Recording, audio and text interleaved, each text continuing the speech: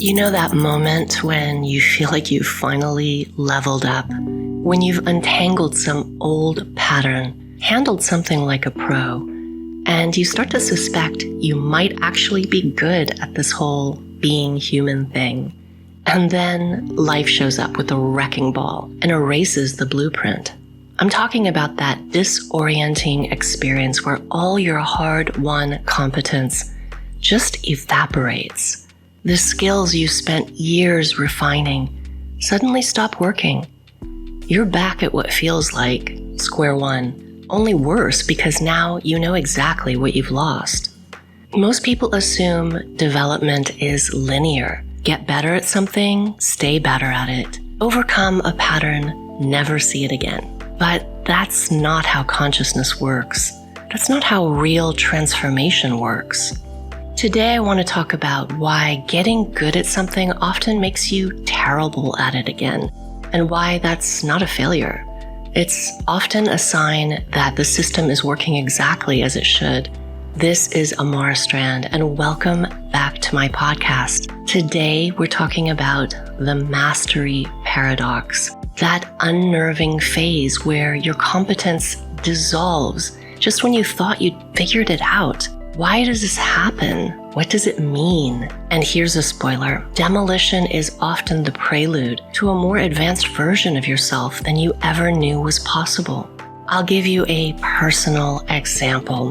When I experienced sudden, spontaneous awakening, everything I thought I knew about myself got wiped out in a nanosecond. Not gradually, not gently, just gone. And I had spent years to decades becoming an expert at boundary management. I could shield like nobody's business. As many of you will already know, I was ultra-sensory from birth. So learning to manage my energetic space wasn't optional, it was survival. By my 30s, I was so good at it that it was effortless, automatic, like walking. I mean, walking is actually a pretty complicated thing to do, but you don't think about it once you learn how to do it. Then enlightenment hit, and suddenly I couldn't feel my boundary at all. I was all signature and no boundary. I felt coexistent with everything and everyone, as though any kind of center or me had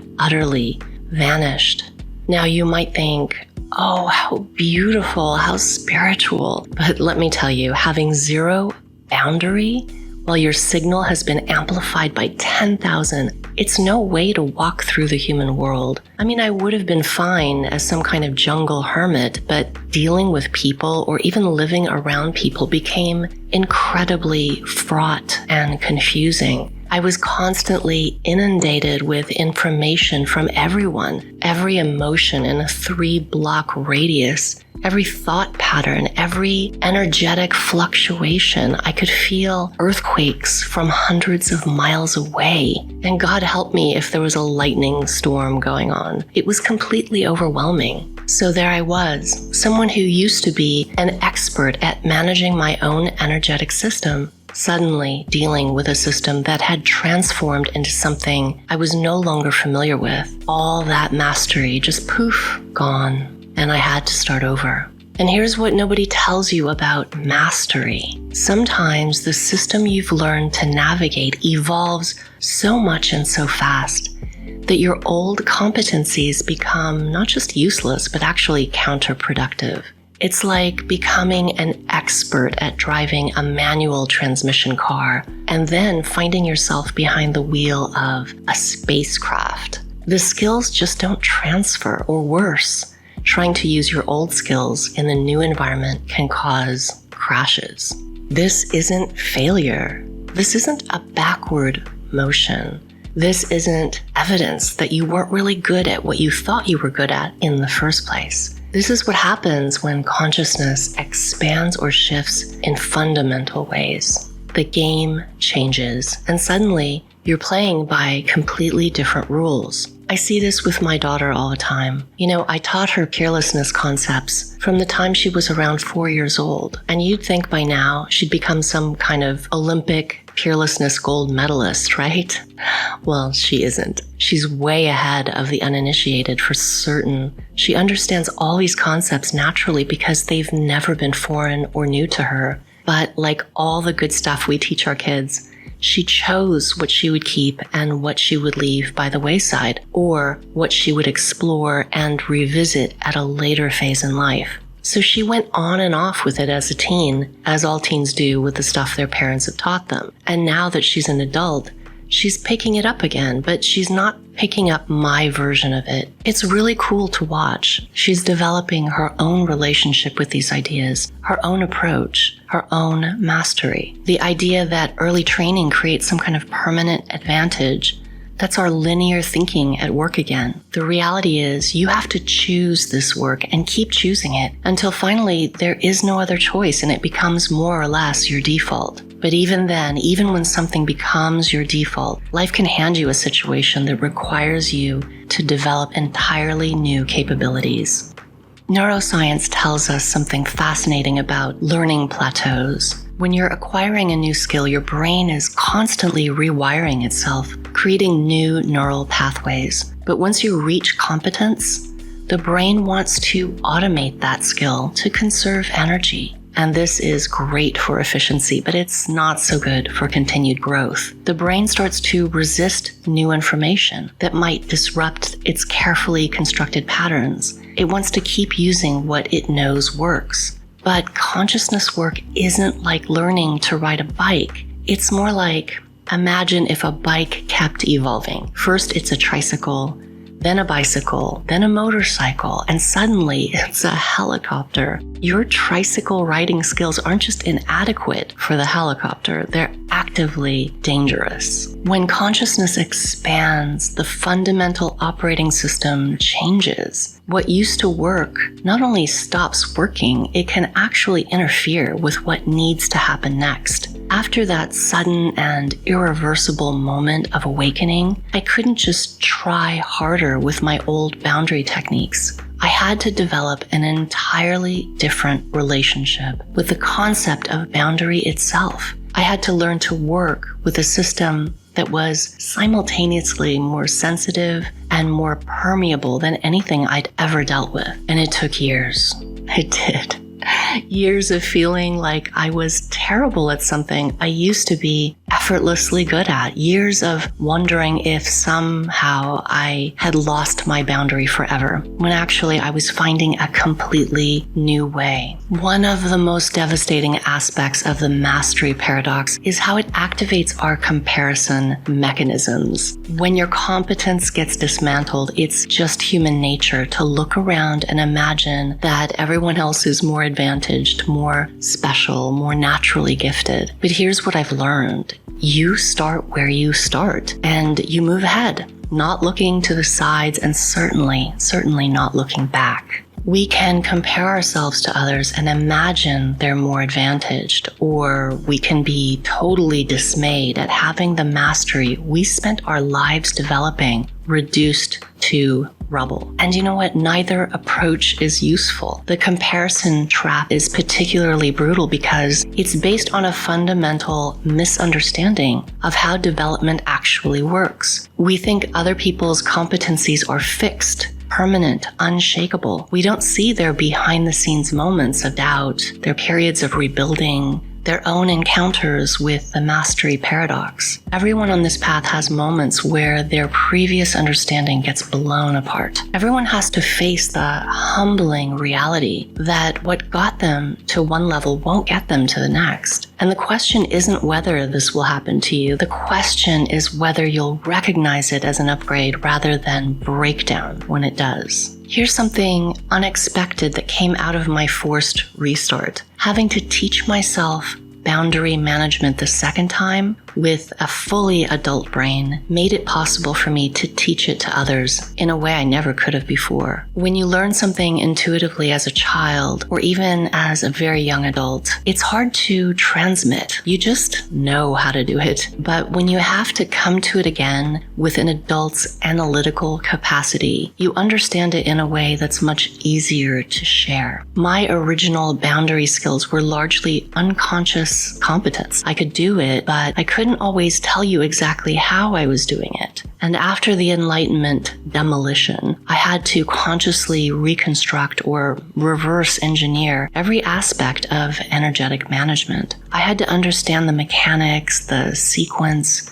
the subtle energetic movements that create and maintain boundary. This conscious reconstruction turned out to be a gift, not just for me, but for everyone I work with. The skills I developed the second time around were more sophisticated, more flexible, more teachable than what I'd lost. Sometimes getting worse at something is actually evidence of moving into a more sophisticated level of the game. And this happens in every field, by the way. Musicians who reach a certain level often go through periods where they sound worse as they integrate new techniques. And athletes plateau and even regress as their bodies adjust to more advanced training. Artists even develop new styles that initially seem like steps backward. The pattern is competence, expansion, temporary incompetence, then integration at a higher level. But here's where it gets interesting. The mastery paradox doesn't just happen naturally through growth and development. Sometimes it's triggered by external resistance. A couple of years ago, I invited a woman who just moved into the neighborhood over for tea. It was our first interaction, and in the middle of it, I realized I was being vamped. She was just sucking the life force out of me, inadvertently, I'm sure, but effectively nonetheless. I was so shocked. People generally aren't able to do this to me anymore, but there I was, feeling drained and disoriented, realizing that even now, occasionally, I don't execute a strong enough shield. It would have been easy to interpret this as evidence that I'm not as skilled as I thought, but actually it was information, important information. It showed me that my current approach to shielding, while effective in most situations, had some gaps that I hadn't anticipated. So instead of seeing this as failure, I got curious about it. What was different about this interaction? What had I missed in my initial assessment? How could I adjust my approach to account for this type of energy pattern? The incident became a refinement opportunity rather than a competence crisis. And this is crucial. When your mastery gets challenged or dismantled, you have a choice. You can interpret it as evidence that you're not as advanced as you thought, or you can treat it as information about what needs to evolve next.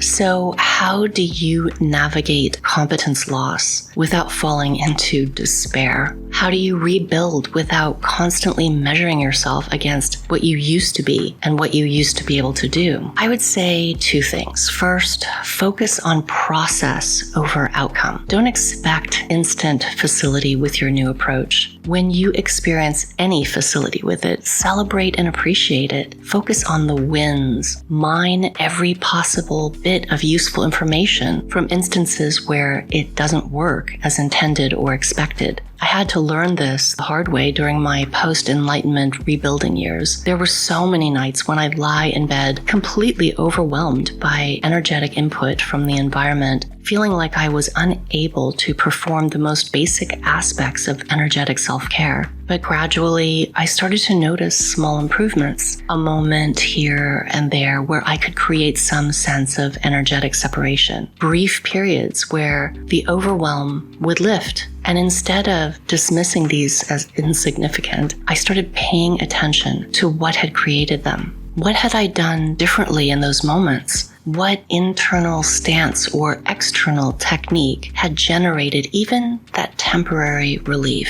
How could I build on these micro successes? This is detective work and a lot of experimentation. And this is important. You're not trying to recreate your old mastery. you're discovering entirely new capacities. And the second thing to keep in mind is this: accept that reconstruction often looks like getting worse before it gets better. You've got to accept this and allow yourself to just have a sense of humor about it. When you're learning new approaches to familiar challenges, there's usually a period where you're just less effective than you were with your old methods. And this is totally normal. This is expected. And it's not evidence that the new approach isn't working. It's like switching from typing with 2 fingers to touch typing. Initially, you'll be much slower with the proper technique than you were with your hunt and pack method. But if you stick with it, eventually you will be faster and you'll be a lot more accurate than you ever were before. The same principle applies to consciousness work. New approaches to familiar challenges often feel clunky and ineffective at first. The temptation is to revert to old methods. But if you're patient with the learning curve and keep yourself light and curious about it, what emerges is usually far more sophisticated than what you lost. Here's what I've come to understand about the mastery paradox. It's not a bug in the system of development. It's one of the primary mechanisms through which real growth happens. Linear progress is largely an illusion. Real development happens in cycles of competence, expansion, demolition, and reconstruction at a higher level. Each cycle builds capacity that wasn't possible at the previous level. Think about it this way. If you only ever built on existing competencies, you'd be limited by the assumptions and perspectives that created those competencies in the first place. Sometimes you need a complete reconstruction to access entirely new possibilities. My pre-enlightenment boundary skills were built around the assumption that I needed to keep things out. They were defensive, protective, based on creating separation between myself and potentially overwhelming input. My post-enlightenment approach is based on completely different principles. Instead of trying to keep things out, I had to develop a comprehensive and masterful level of awareness of my own newly expansive, fast-moving energy. What I focused on and learned was how to keep it in, close to me, how to gather and contain my own amplified signal rather than letting it disperse everywhere. This allowed me to develop boundary again, but it was stronger, different, more focused on keeping myself in and less focused on keeping other things out. Instead of defensive barriers, I built coherent self-containment. Instead of trying to control what came toward me, I learned to manage what emanated from me. The new approach isn't just an improved version of the old one. It's based on fundamentally different assumptions about how consciousness and energy interact. I never could have developed it by refining my original techniques. I had to lose my original approach completely to discover what was actually possible. So when your mastery gets dismantled, and it will, if you're serious about real development, don't take it as proof that you're slipping backward. And please don't waste energy trying to claw your way back to who you used to be. Instead, ask, what's being made possible? What new capacities might this demolition be clearing space for? What assumptions about yourself, your tools, your environment, reality itself are being quietly challenged? What might emerge if you stopped trying to rebuild your old competencies and started exploring entirely new ones? It won't be easy. Losing mastery hurts. It cuts. There's grief in watching your edges dull, your precision fail you, your ease dissolve into clumsiness. But there's also an opening, because this isn't just about getting better. It's about becoming someone your former self literally couldn't imagine. So you start where you start, and you move forward. No sidelong glances, no backward reach. Whether you execute perfect technique on any given day isn't the point. The mastery paradox isn't something to avoid or overcome. It's something to engage, to let work on you, reshape you, upgrade you, because that's real growth, not polishing what you already know how to do, but evolving into someone who can do what was once impossible, unimaginable. So when the ground drops out, when it feels like everything you knew has been dismantled, don't panic. this isn't the end of your story. This is where the most interesting part begins. If you're in the middle of a demolition job, don't just stand there in the rubble. Come see what's next at amarstrand.com. All the links are below. Thanks for spending this time with me today, and I'll talk to you again soon.